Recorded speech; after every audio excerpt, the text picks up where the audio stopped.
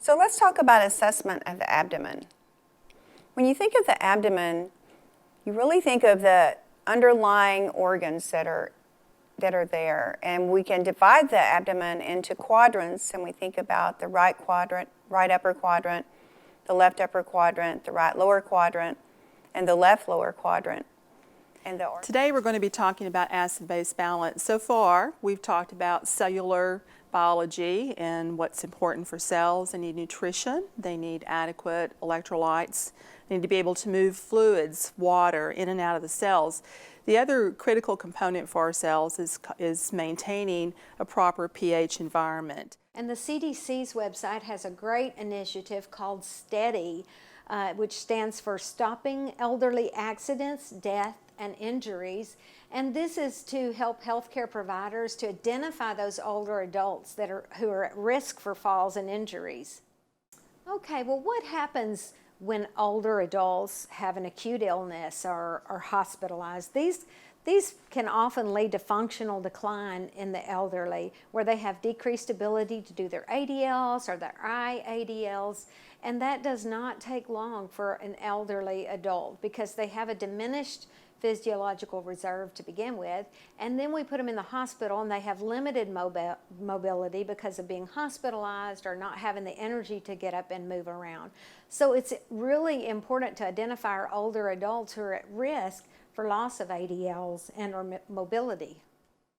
Today we're going to talk about genetics. Now, the purpose of this lecture today is not to make you a geneticist, but to share with you some really important information about how we as nurses can use the genetic concepts to help us educate our patients and to understand disease. So genetics is the study of genes and their role in inheritance. It really determines, our genetic makeup determines how certain traits or conditions are passed from one generation to another. So let's talk about how people learn.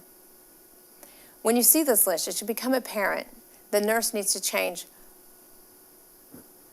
our perspective to match the needs of the client or the population. If we speak from our own perspective with the assumption that the client is on the same page, then we have potential for conflicts and miscommunication. Understand your client before you speak.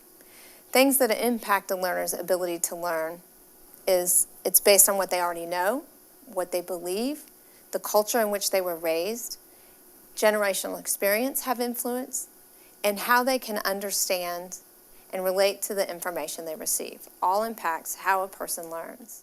This tool is really used by physical therapists, physical therapist assistants, and it's used to measure the angle. And if someone had an injury where they couldn't increase the angle, then they could do therapy, and then they could document, a trend, whether the angle is being able to increase over time with therapy.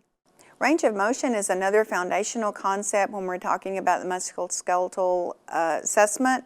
And you can see in the top area the flexion, where you think about flexing your muscles, you would decrease the angle of the joint, and then you extend your hand.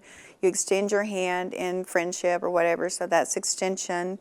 And then abduction means to take away from the center of the body, or to kidnap or take away. Abduction. Adduction means to bring closer to the center. And then rotation, internal and external rotation. Welcome to the Nutritional Assessment Lecture. We know that nutrition is a balance between nutrient intake and nutrient requirements. Optimal nutritional status is, of course, going to be a balance between those two, like you see on the scales here.